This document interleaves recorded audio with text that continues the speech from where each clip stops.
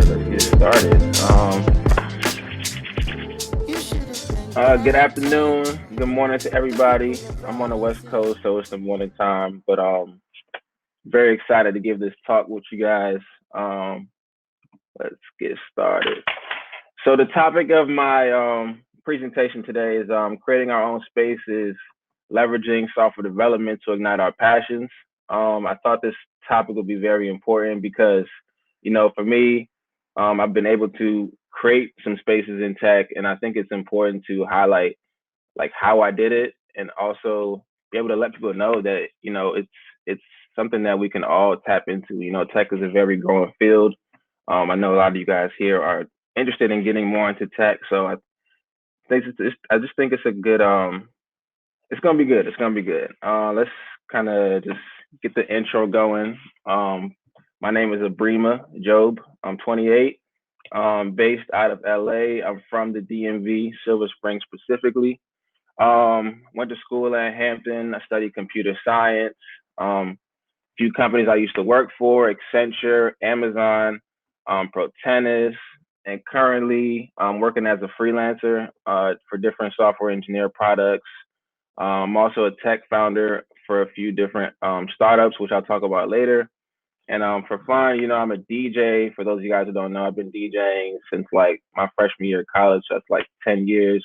I'm also really into film photography. So just thought it'd be a good intro. But just to get started, the first thing I want to highlight about just the whole software development stuff is you don't need to be a software engineer to cook.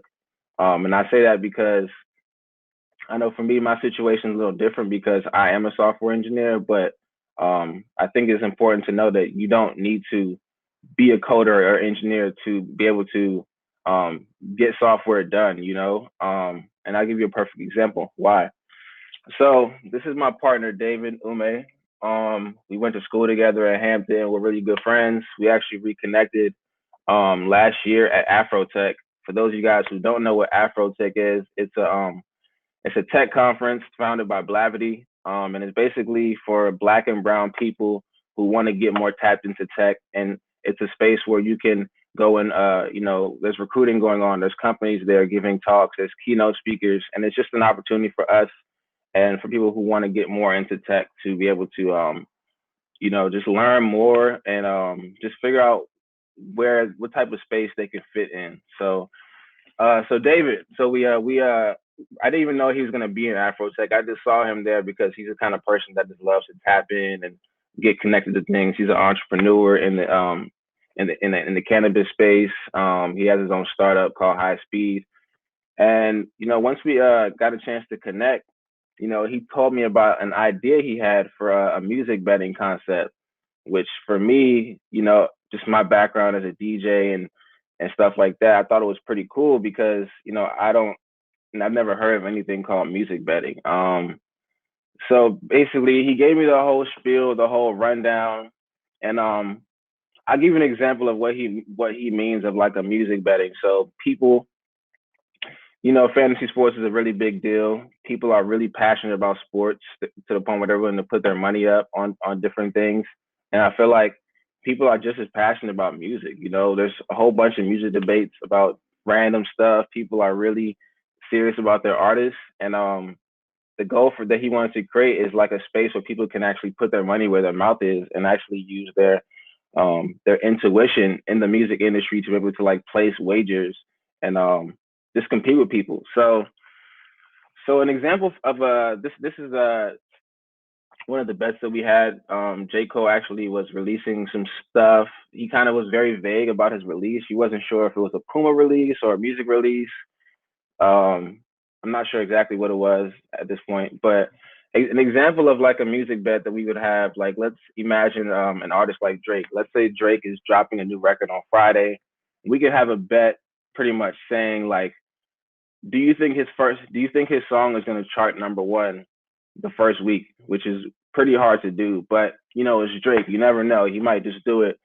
Let's create a bet. Let's create some odds around that bet and let people play. If you want to, put up $5, $10, that's pretty much the concept there. It's a way for you to make money, put your money where your mouth is, and actually be able to gain value and excuse me, and actually just gamify music in a way that's unique.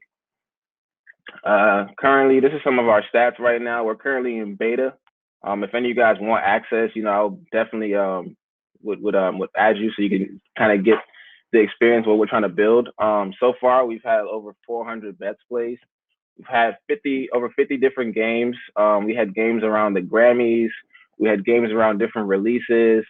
A whole bunch of stuff. We had a whole bunch of users as well. We actually got broken by Bleacher Report the day 4 of the quarantine. We actually reached out to them, and they were putting a whole bunch of different memes about, day 1 without sports was betting on weather. Day 2 without sports was like other stuff, and we reached out to them like, hey, we're betting on music. This would be dope for you guys to cover, and they did. And we got a whole surge of users, so it's pretty cool to kind of go through the motions and see how to see how things are going. Actually building a space in music and just watch the ecosystem kind of just consume it and give us feedback. So right now we're working on our next release. So next year, expect to see Cloudy on the horizon. I'm really excited to work with Ume on this. We're actually expanding our team, and yeah, dope stuff, dope stuff. So I wanted to highlight the importance of tapping in. So my example with Ume, he's not a technical person. He's more of a product guy. He's an idea guy. He doesn't know how to code, but he understands the value of technology and how you can leverage technology to get things done and really launch some cool ideas. So I think tech talks like these are very important. So salute to everyone that's here. I think you're going to get a lot of value by just engaging in these conversations and connecting with people that are here. Um, tech conferences like Afrotech, that's a tech conference for us. So I definitely recommend you guys check out Afrotech. They actually had a virtual conference this year, which I heard was pretty good. So that's just an example. Social media, I think that's very important. I don't know if any of you guys heard of Clubhouse, but it's a drop-in audio chat where you have, different people that you follow in different interests. There's different kind of rooms on different topics. There's a whole bunch of tech people and people that want to tap into tech that are on Clubhouse. So you should definitely check out Clubhouse and actually follow some of these tech people and go into these rooms and ask questions and connect. And also identify gaps. So whatever your passion is, whatever field you're in, I think it's important to identify like certain gaps in your industry or certain opportunities to innovate. For example, I have a friend who's he's a reseller. He resells like from sneakers to like vintage drip to like designer whatever. And he sells on eBay, he sells on Grail, he sells on Poshmark, a whole bunch of different platforms. And he kind of noticed a pattern where he has to constantly upload every product to every different site and manage it. And he had an idea about potentially automating this. So he actually linked up with a developer and was able to create a system where you can upload straight to one platform every product that you have, and it actually connects to all of your other accounts from eBay to it's a whole bunch of different vending accounts. So it connects to all of those accounts, and he's able to actually streamline his sales. So as soon as one thing gets sold on, let's say eBay, then they get removed on all the other products, and it's actually called Vendoo, VENDOO, excuse me. And it's a really cool product. I think it's dope that someone who's not necessarily technical can actually be able to identify a need or just figure out a stress point and actually be able to innovate and leverage technology and software development to get it done. Also, finding a mentor, I think that's really important. There's a lot of people that work in tech from the engineering side to the product side. There's a whole bunch of different spaces, and I think it's important to tap in with those people and actually don't be afraid to reach out and ask for help or some guidance. You can use me for a resource or whatever. Anyone that's a part of Tech is Giving, I'm sure will be down to support you. Also, being consistent. Um don't just come in and what am I trying to say? I think it's important that you're consistent in like your journey into tech. I think you should always be trying to consume more information, figure out what different things are happening, what different trends are happening in your industry, and just keep learning. So I wanted to highlight a few different like non-technical pivots you can take into tech, and just give you a few examples for each of them. So venture capital is a very, very important space. This is where all the funding happens. I know for us with Cloudy, the music betting platform, we talked to a lot of different VCs earlier this year, and they really love our concept. They want to see it grow, and we actually were really close to getting funding earlier this year, but some things happened with COVID. We were still kind of developing some things, but we're still tapped in with them, and really excited to see what happens next year. Product management. If you're a product person, you're really into understanding how products work, the what and the why. Um, maybe product management might be something for you. Business development. If you're someone who loves business, who actually can identify new business opportunities through a product, maybe that's a space you might want to tap into. Marketing, that speaks for itself. If you're a marketer, like for me, I used to market parties, so I kind of had this these a lot of these transferable skills you can take to different industries. So don't be afraid to tap in. Sales, if you're a person that likes to talk that talk, you can make a sale.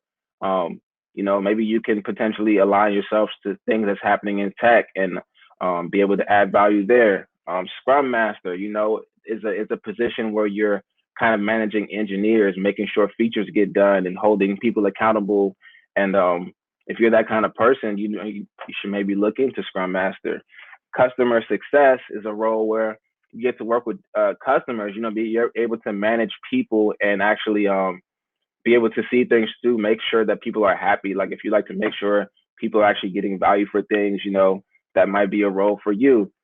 Data analyst is for someone who, is really into numbers and really able to analyze and crunch up things. So um, who knows? That might be some a lane that you might be able to tap into. Business operations is a very, very important role. Just being able to make sure the business of whatever the product is actually getting done. So that's something that you might want to look into. User interface. If you're someone that's really into like how things look and you're very like design focused, you're all about aesthetics, you're all about just how things are perceived to people. UI can be a good lane for you. Also UX, user experience. If you're very critical about how products work and the experience that users have, like if you're very critical about that type of stuff, maybe that might be a skill that you might want to tap into because a lot of all of these different things are very important to the success of a startup and things like that. Content strategy is important. If you're someone that's, your IG is lit or you're really into like how things are structured and what type of messaging is happening, these are just things that you might want to tap into. It might be a lane for you. And like I said, you don't need to be an engineer to be able to add value and actually leverage software development. You might be a marketing guy, but you understand, a need in the market, and you can always tap in with different developers like me or anyone else because believe it or not, a lot of engineers who work for these companies, like, they like their job is cool, but they a lot of them want to start a company. They want to be a part of a company. They want to have equity in something that's theirs. So, don't be afraid to poach these engineers and talk to them because a lot of them are ready to work.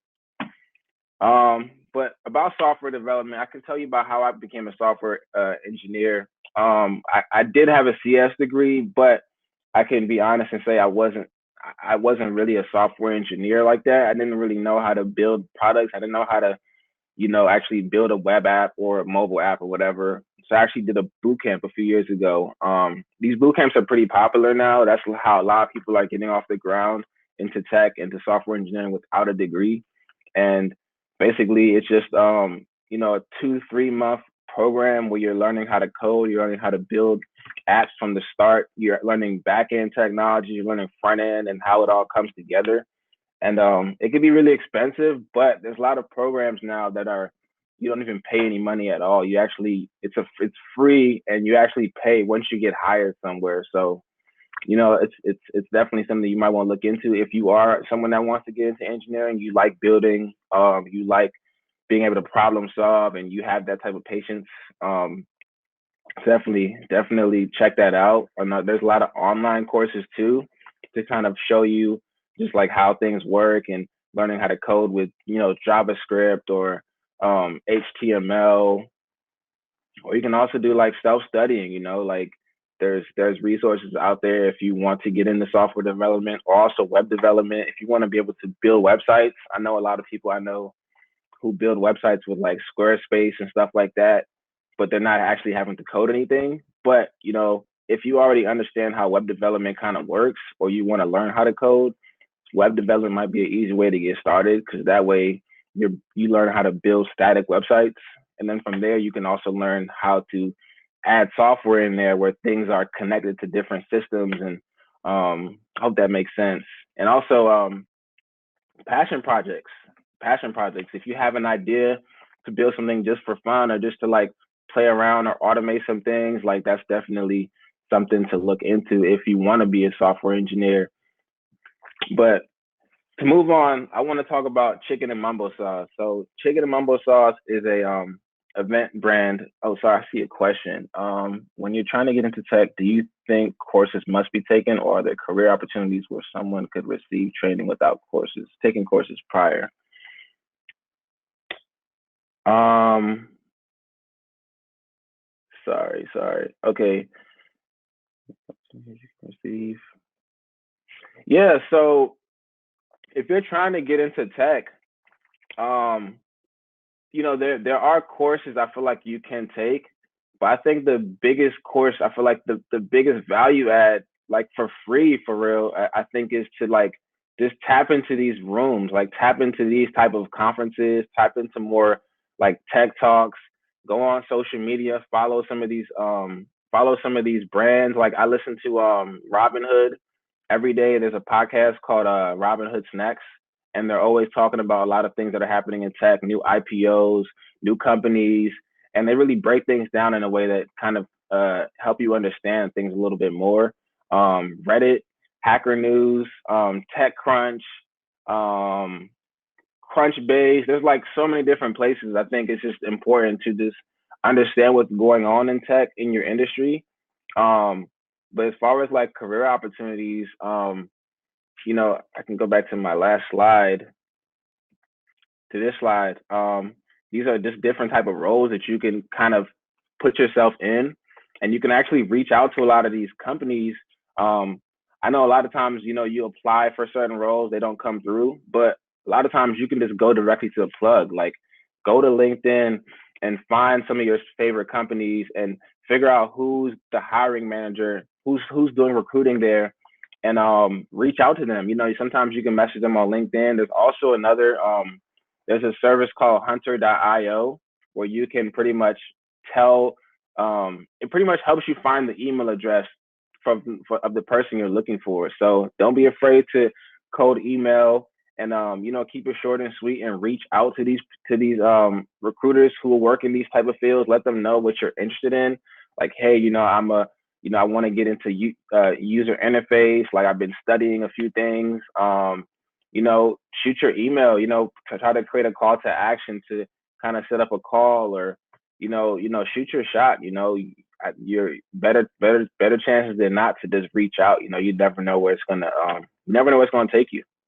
And so I'll talk about chicken mumbo sauce very briefly. So for me, I've been DJing for like almost, I guess, 10 years now, and I've always wanted to kind of have my own event.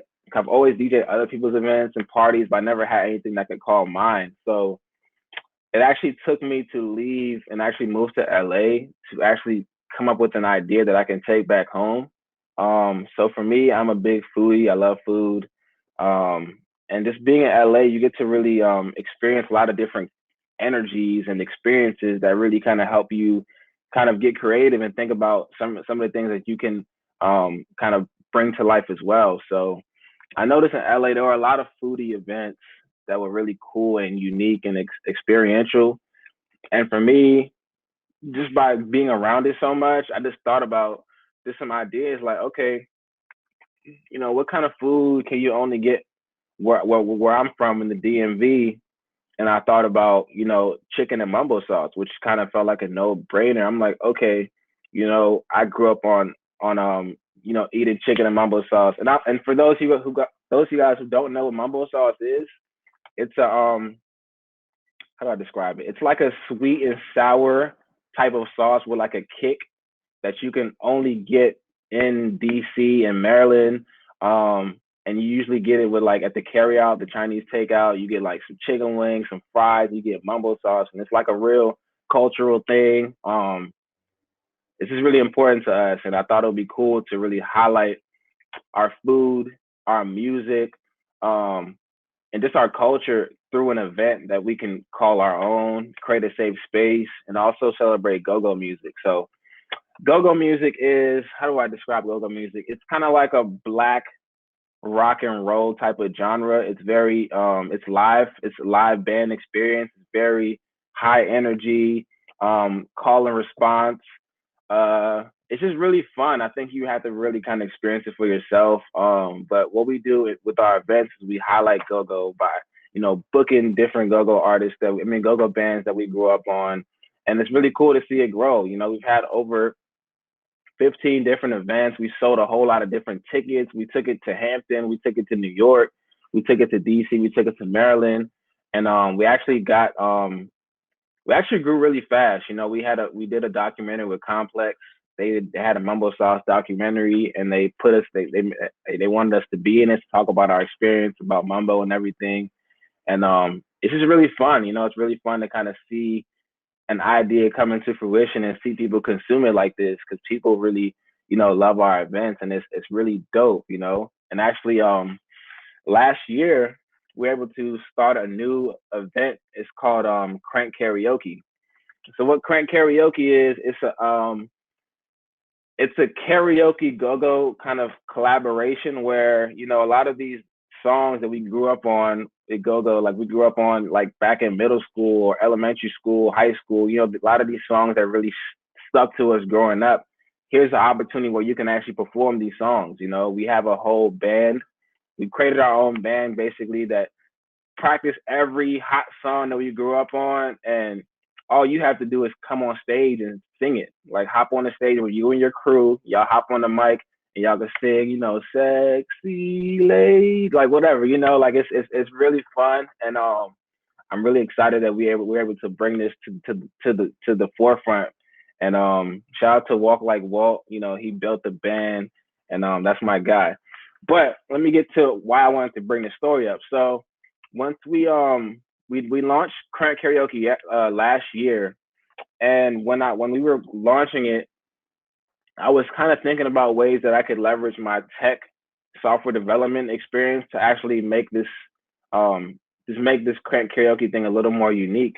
So what I decided to do was for our first event, it was actually a free show. So it was a free show, and I wanted to figure out, okay, normally when we throw our events, we use Eventbrite to manage our tickets and stuff like that. And for this show, I'm like, okay, let me see if I can build my own mini version of Eventbrite where people can enter in their email on our site, and on the back end, we're actually adding them to our attendee list and actually sending them an email confirming them every time. And I also set up a system where if you wanted to reserve a song, I put all the songs that we were practiced to do. I put all those songs in our database, and you can select a song if you want to perform. And after you select that song, it gets removed from the database. You're locked in. You get to perform it at a certain time during the show.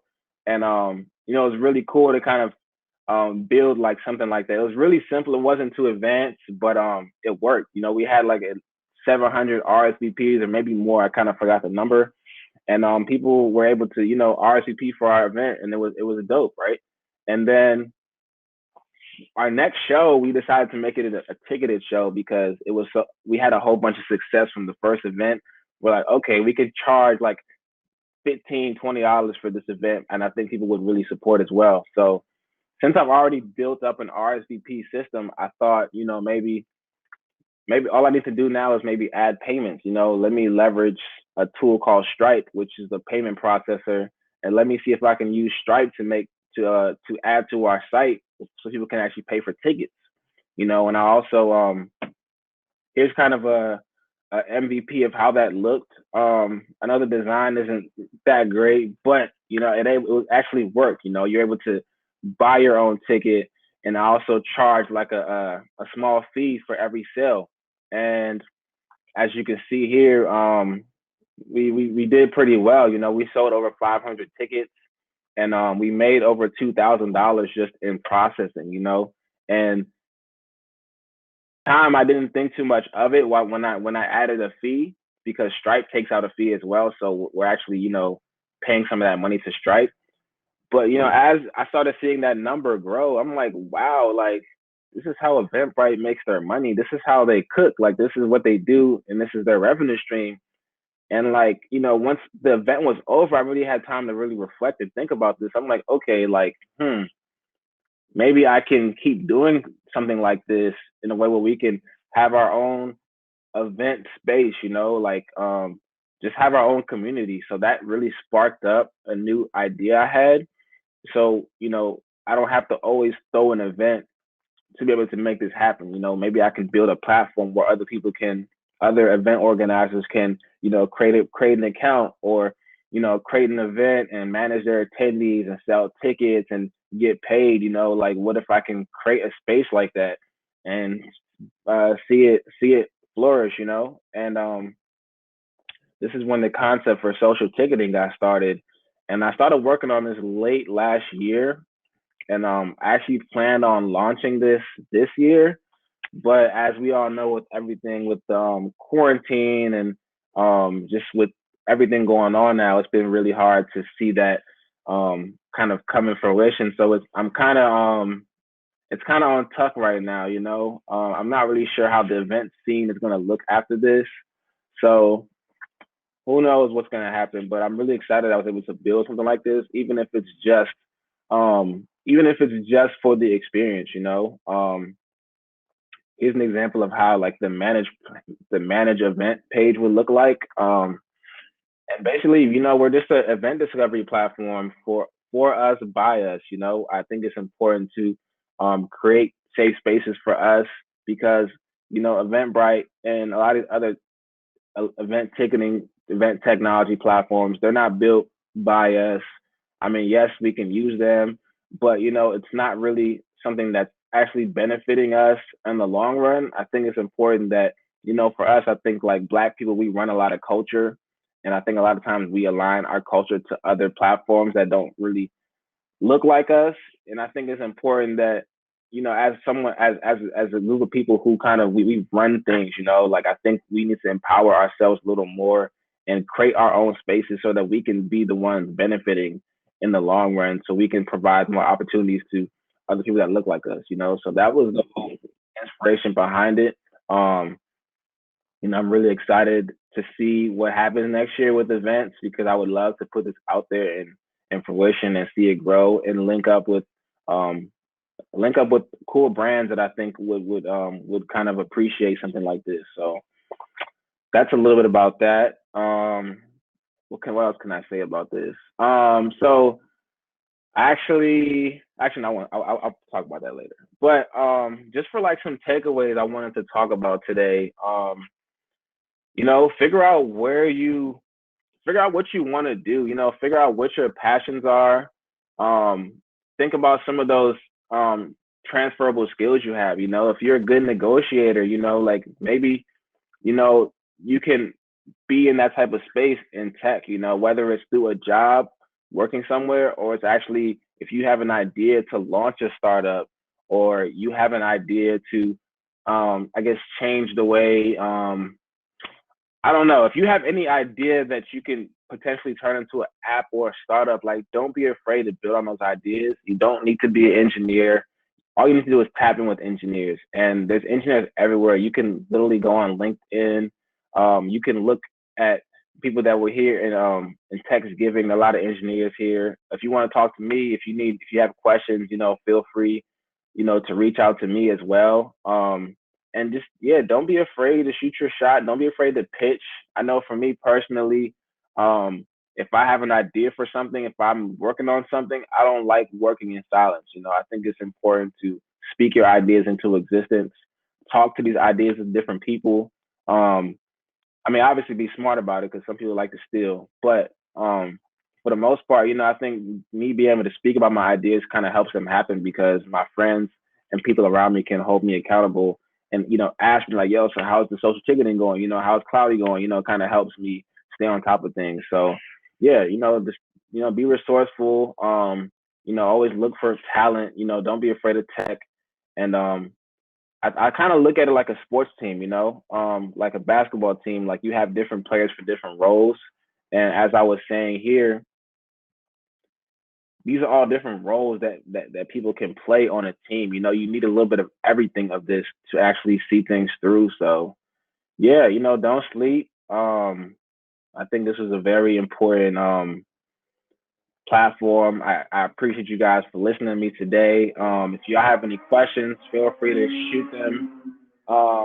I see one now. Can you break down your app development process after you have an idea? Also, can you compare your first app from scratch experience from your last app? Man, that's a great question, man. Um, so when I have an idea for an app, I know it's easy for me to kind of bring it out to launch because I actually know how to like build it. But it starts by for me thinking about, what's going to be needed for this app. You know what I mean? So those of you guys who don't know what an API is, it's an application programming interface. So when I told you that I was working on secure payments for Stripe, so Stripe has an API where you can actually use Stripe to make payments, or if you want to, if you know you're gonna need to, let's say send out emails on your application. Like there's different products that you can use their systems on the back end to send out emails. So I think for me to figure out what different parts are needed for this application to work, you know what I'm saying? What different pieces do I need? So kind of breaking that down, I think helps actually actually helps you kind of build a roadmap of how to get to that MVP. And MVP means most minimal viable product. You don't want to work too hard on the idea and try to get every possible feature done. I think it's important to get like that very minimal viable product that you can use to get started. Like for me, the different apps that I've worked on, we're not even close to where we want to be as far as the end goal of what we want, like different features that we want on this app. So, you want to make sure that you get those to happen. And I think for me, as I'm developing applications, I get smarter every time, So even if it's an idea that never really launches, like I learn for the next time, like, okay, I built it this way and it didn't really work that well because maybe I used the wrong database system, or maybe I didn't use a different language, or like just how you implement things matter. So I think every time that I've built an app, I've always got smarter with it. I've had better techniques. I have an idea what works and what doesn't, and you just have more insight. It's like kind of like practice. For those who have an app idea, what are some indicators to outsource development versus trying to develop in house? Okay, that's very good. So I know a lot of times outsourcing can be kind of complicated. I know there are a lot of developers, like even like in India or like another country.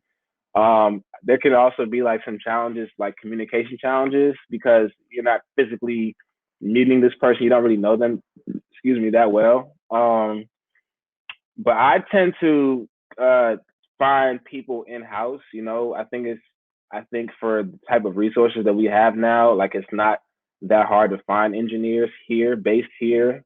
It doesn't have to be someone in your city.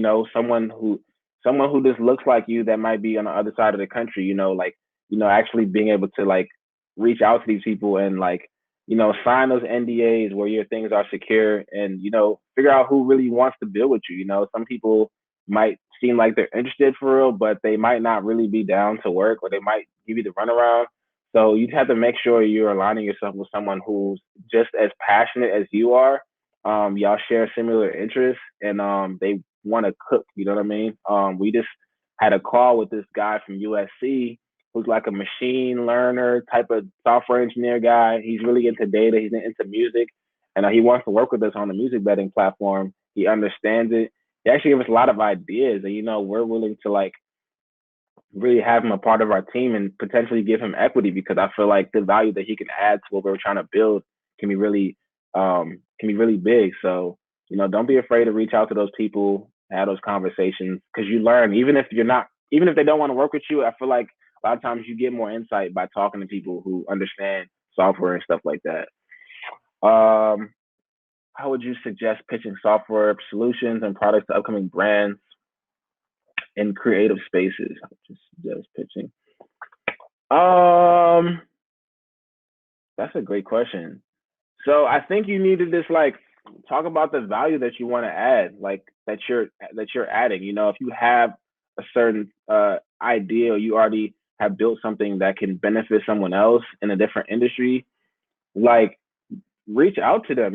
Like talk to them, whether it's in person or it's an email. Like be able to set up a call. Like, hey, like I have a project or a product that I think that can really help add value to the way you guys handle your branding or how you guys manage your inventory or help you scale.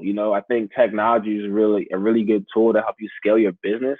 Because a lot of things that people do in their industry, a lot of things are very manual. Like some people still are using like Excel spreadsheets to add a whole bunch of different data and do a whole bunch of calculations or whatever they have to do. Like and no knock to that process, but a lot of times there's opportunities there to automate these things and be able to make your workload lighter and actually help you become more productive, decrease that workload, and just make help you kind of just grow. So if you're able to pitch that, like talk about the value add that you have for them, and I think they will be more than welcome to hearing you out. You know what I mean? So that's what I would say as far as being able to um, pitch ideas to people who may be interested in what you have to build. Um, where do you see the future of Black tech as in culture as these tools are now creating massive leverage? Man, I love that question.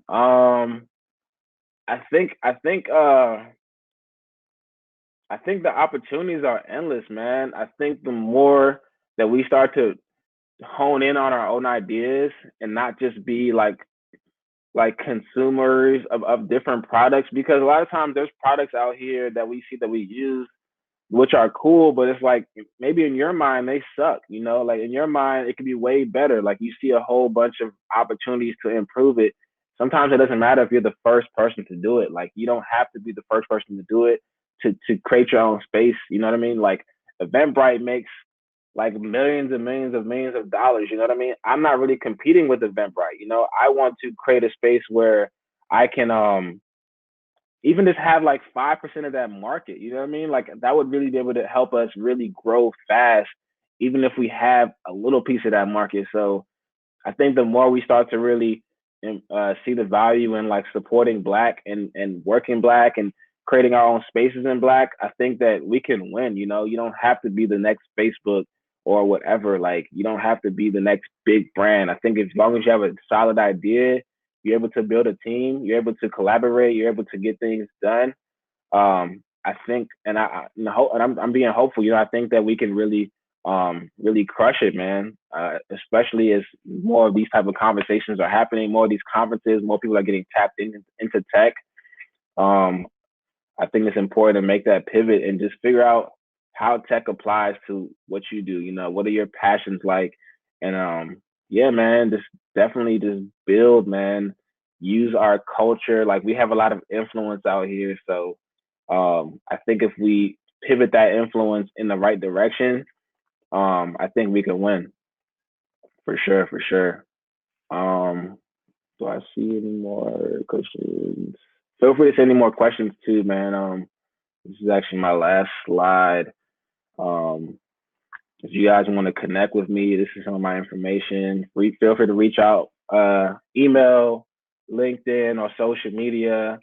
If you have any more questions, if y'all want to tap into Cloudy and get the experience and see If if you want to be able to work, I don't know if you're interested in working with us or you have any ideas or um, anything, feel free to reach out. I'm definitely down to be a resource for you guys because I would love to see more of you guys in tech.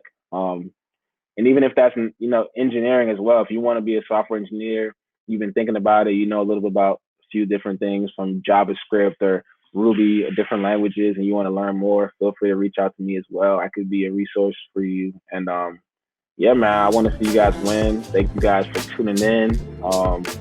This was fun, man. This was really fun. Appreciate the questions and all of that. And yeah, if anyone don't got any more questions, man, we could wrap up. Um, I appreciate you, Ayo, man. You're a really good man, bro. I appreciate this, man. I think you might have got me started on these talks, man. I want to do more of these, so appreciate you, G. All right, guys. It's been real, man. I appreciate it. Peace, guys.